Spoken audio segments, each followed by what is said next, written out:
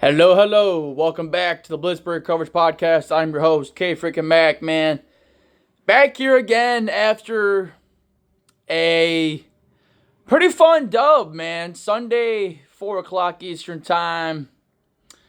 We saw the Steelers pull out a decisive victory, really more or less in the second half, but a decisive victory, 32-13 over the Las Vegas Raiders. We have beaten them now three times in a row.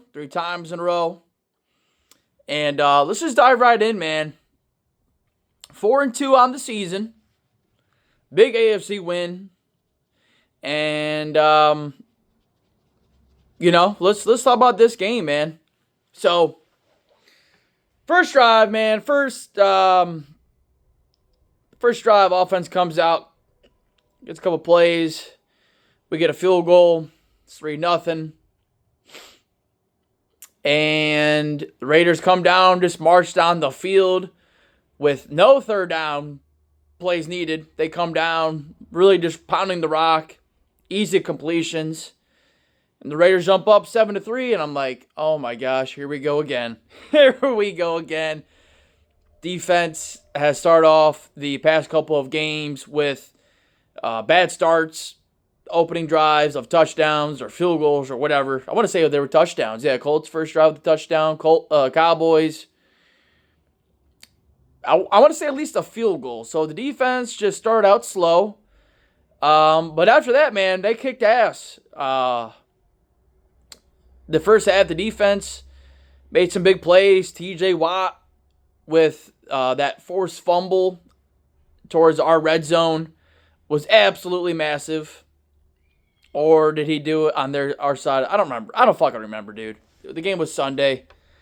The defense had 3 takeaways. I thought Patrick Queen played his best game of the season, flying around, making plays. Dante Jackson had a really good game. And we only got 1 sack. Cam Hayward there in the third quarter. But the first half, let's just talk about the first half, man. Offense. What can I say about this offense? Well, the offensive line, I thought, played pretty decent. This was by far their best run blocking game of the season, as we were able to get Najee finally a breakout game this season, over 100 yards and a touchdown. I want to say his touchdown run, a pitch play to the left, which honestly a lot of our pitch plays this season haven't even worked. They've honestly been failures because the blocking ain't there, especially when we go to the right side behind Broderick Jones, who had a bad game Sunday, which against Max Crosby, I'm not really surprised. But when there's a play where Max Crosby just ran in unblocked and Broderick Jones still wasn't even off the ball, like he was still in his 3-point stance, and then 3 or 4 seconds later, like, oh, we're playing football today? We're in Vegas? Holy shit. It was a broken play. Justin Fields runs up the middle or wherever for like 10 or 15 yards. And it's just like, I don't know what we're going to do with Broderick Jones. But offensive line-wise, run blocking, we actually really did pretty well. Najee had some really good runs, just not going down easy. And, it was a big game for him, and he needed this. We needed this, and he needed this. As I mentioned in my preview in the last episode, I simply stated, if we run the ball today well, we'll win this game. No doubt in my mind. If we don't run it well, we'll lose this game. And that's really what it came down to, because the passing game on Sunday was absolutely inefficient.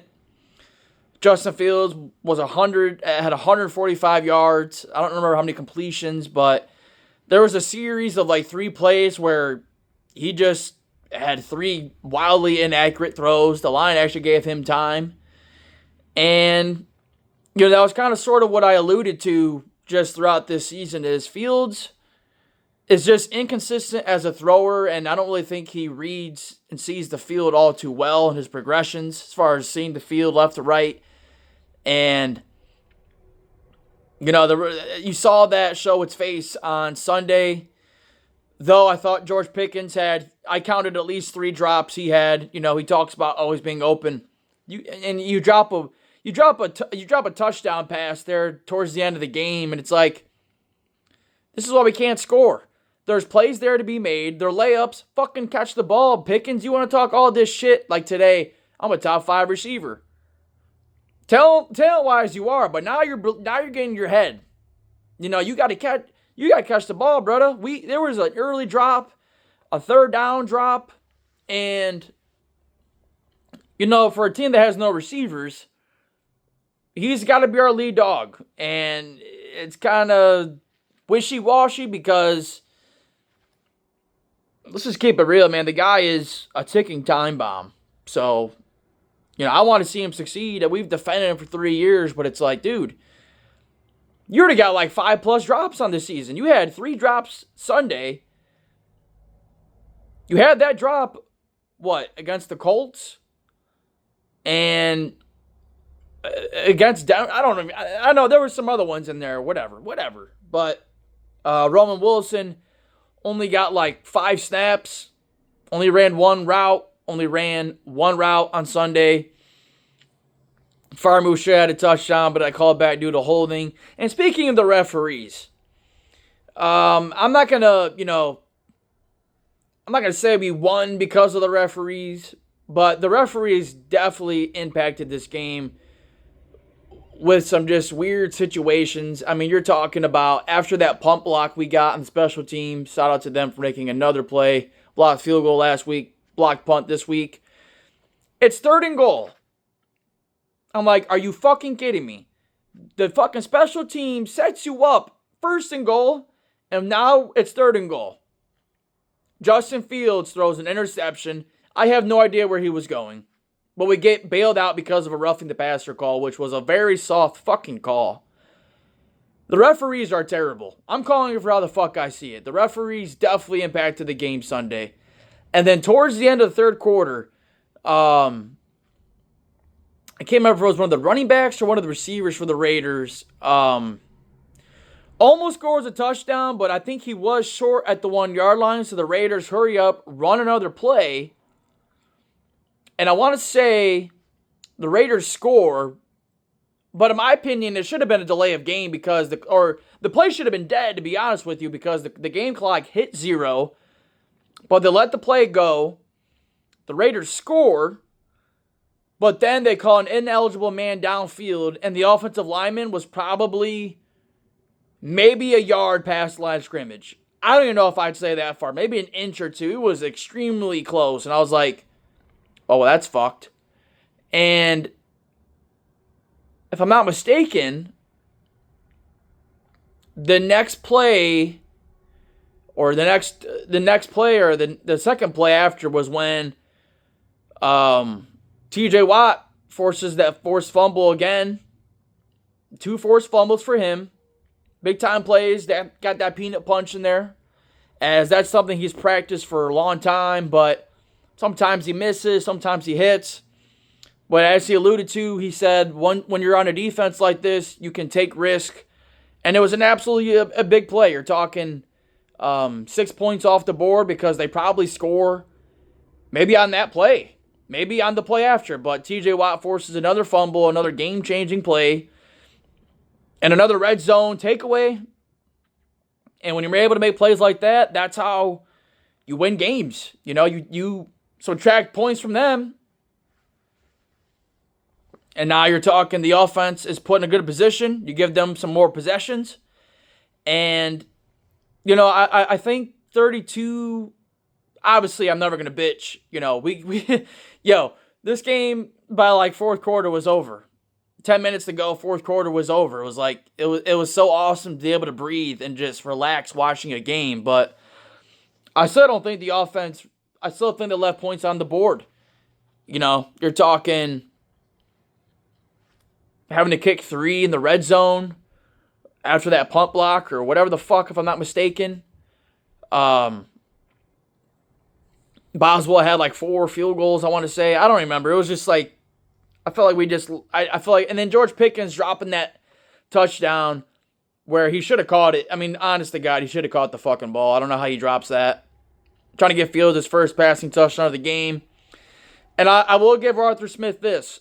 That second rushing touchdown Fields had, because the first one was the 4th and 1, just rolls out to his left. I will say for Fields' second rushing touchdown, the one that really put the game away, fake pitch to the right, and then Justin Fields it was a well-executed play. A play action rollout to his left. Honestly, not even a play action, really just a fake pitch. Comes back to his left, has a couple guys leading the way. The Raiders bit so hard on that pitch play. He walks into the end zone. Great play call by Arthur Smith and Tomlin. I will give them credit. I think that's the first time they've really ran that this season, as that's really how Fields has contributed. This offense really was with his legs. I thought the passing game on Sunday was pretty inefficient. I mean, you got a couple of Freiermuth plays in there.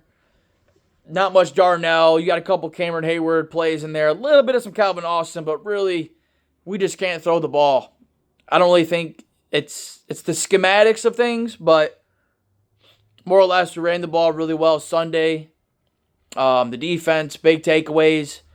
That block punt was massive. Another special teams play. So overall, I'd say a good team win. I look every week, Fields has had a turnover play or two potentially, but hey, man, I'll take 10 touchdowns overall and 1 interception through 6 games. I'll take that. That's what we needed. Just someone that's not going to fuck it up. He had an interception, but they called it back, so no turnover, no turnovers for him this week. And, I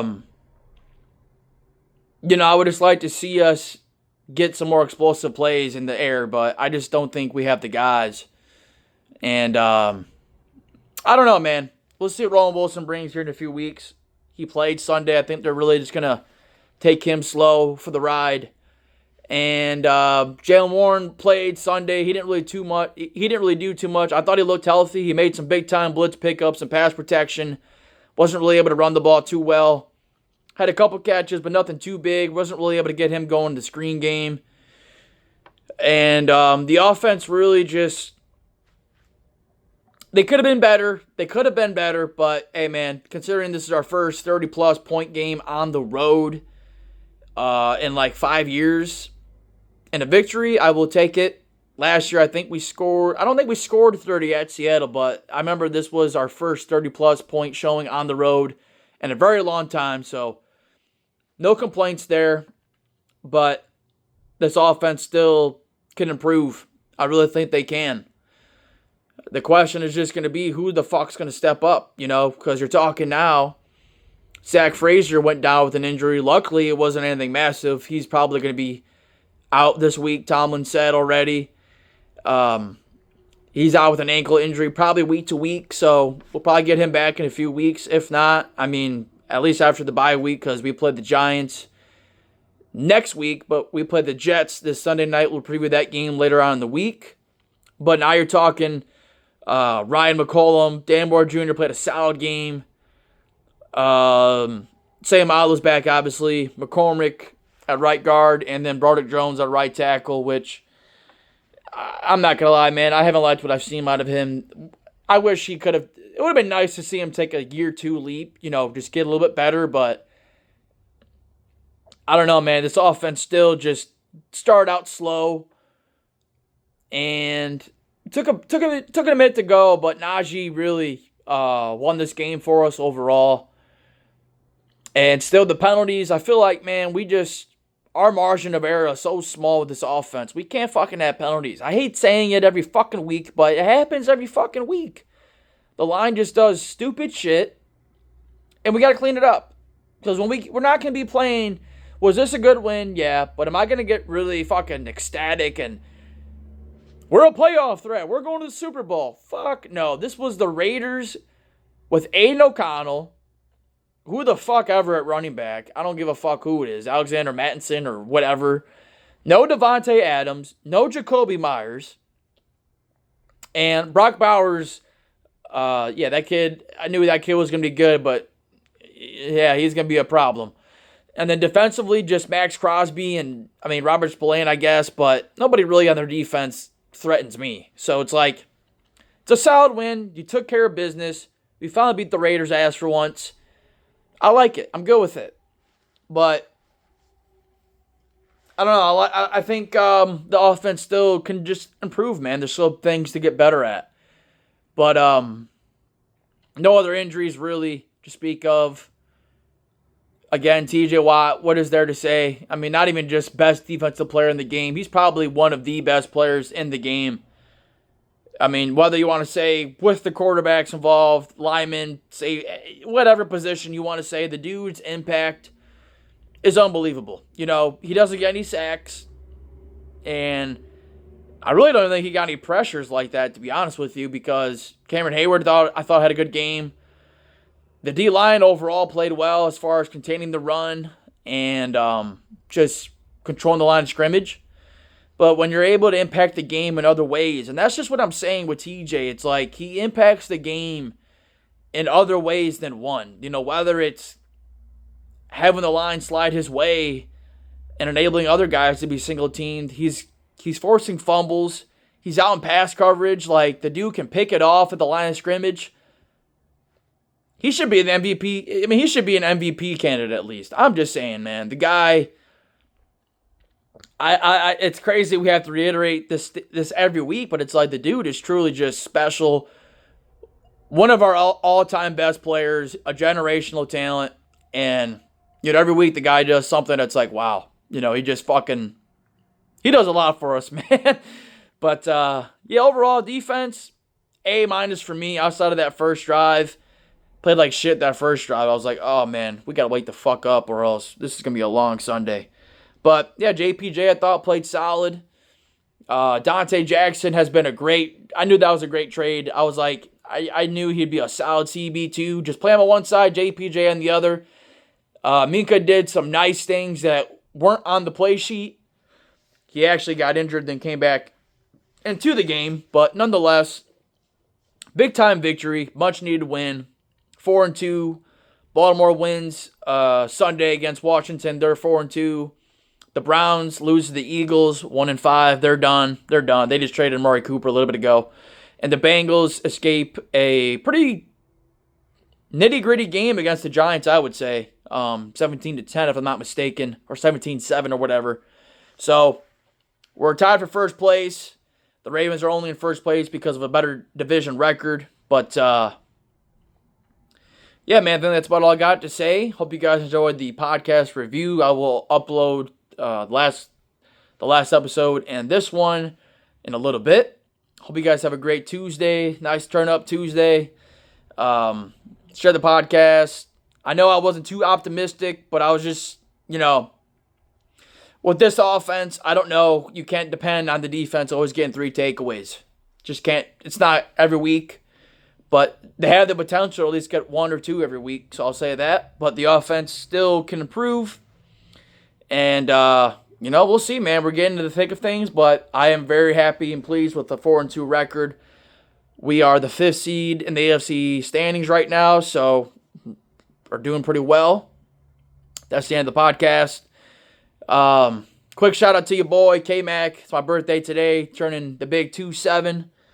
And it was nice to have this little pre-birthday gift, pre-birthday W on Sunday. Fun day Sunday. Good time. Hope you guys enjoyed the podcast episode. Give me your thoughts. What do you guys think of this game? Did Fields cement QB1 status? Or is Russ lurking? Russ was there Sunday. And there's a couple times during that game where, you know, if that roughing the passer doesn't happen and Fields throws that interception, might have seen Russell Wilson that second half, but we'll get to that because there's a lot brewing behind the scenes in the Berg with the QB situation. We'll get to that next episode when we preview our Sunday night football game at home against the New York Jets led by Aaron Rodgers and a new wide receiver. See y'all later. Hope you guys have a good day. Peace.